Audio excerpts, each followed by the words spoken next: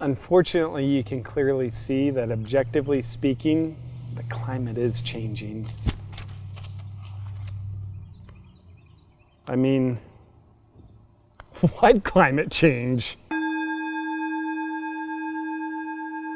Hippie environmentalists think the Earth is getting warmer. Yeah, it's called summertime, people.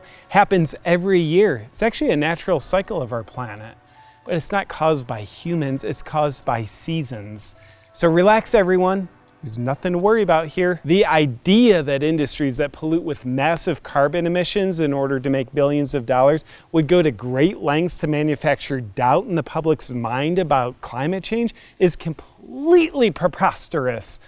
To my knowledge, industry would have nothing to gain. If I'm unwilling to comprehend something, then I automatically think that something is invalid.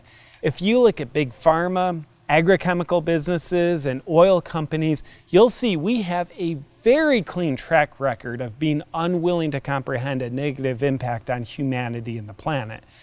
And therefore, there is no negative impact. And instead of having our executives and CEOs being the ones denying the problem in the public eye, we have the politicians who we pay millions of dollars to denying the problem for us.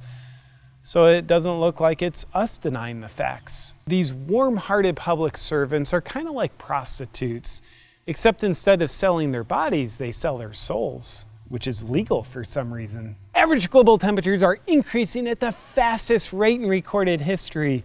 18 out of the hottest 19 years on record have happened since the year 2000. Now, this is all according to scientific measurements.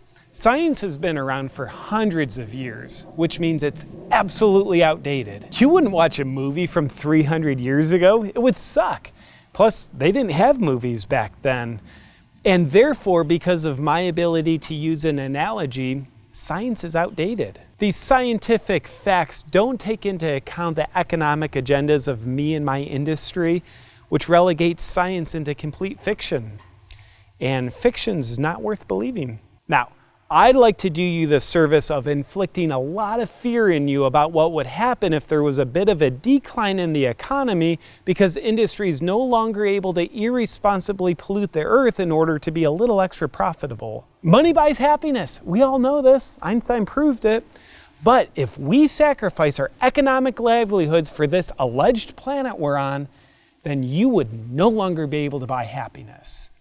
Now imagine how terrible that would be. But if we brainwash ourselves enough with buzzwords like economy and growth, then we'll have really clean brains and we wouldn't have to sacrifice the profits that buy so much happiness. Specifically, it's large corporations that'll still have all the profits, not you, which will go a long way towards your happiness that money you don't have can buy. The ice caps are melting.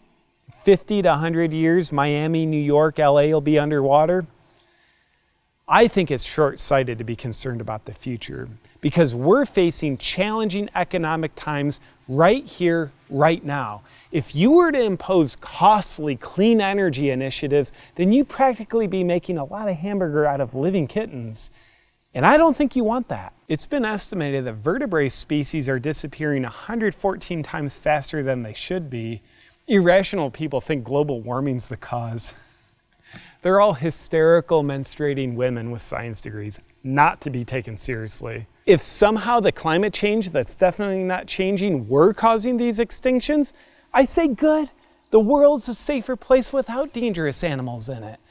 I mean, the last thing you want is a polar bear in your backyard, because then you'd be extinct. Especially for the menstruating women. The polar bears can sense that.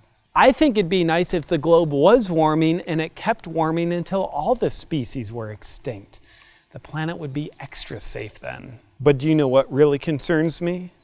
The fact that windmills kill 3 birds each year, slices them right in half.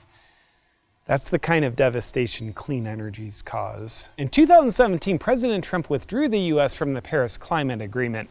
Good idea, which was a group of 195 countries committed to creating change in order to prevent average global temperatures from going 1.5 degrees Celsius above pre-industrial times. Trump said he wanted to eliminate harmful and unnecessary policies, such as the Climate Action Plan. As a climate change denier, it's important to mostly only hear the word harmful because it's scary and compelling. and focus on the fact that those 194 other countries are all idiots. Unlike the US, which produces 16% of all the world's CO2 emissions, despite having just 4% of the world's population. Harmful idiots in other countries. My grandfather always told me, son, there's no problem that more deforesting can't solve. Always remember that, because it makes sense. But do you know what doesn't make sense? Catastrophic storms and severe weather increasing? I don't think it is. I mean, you can't believe everything you see on the news.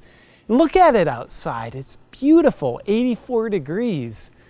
This is pretty ideal for December, isn't it? Thank you for watching. Please subscribe to my channel and turn on the notifications so you can feel annoyed each time I release a new video. And also for my tour schedule for my live comedy shows, check out my website for cities and dates. I'm going all over the place. You can find that via the link in the description below.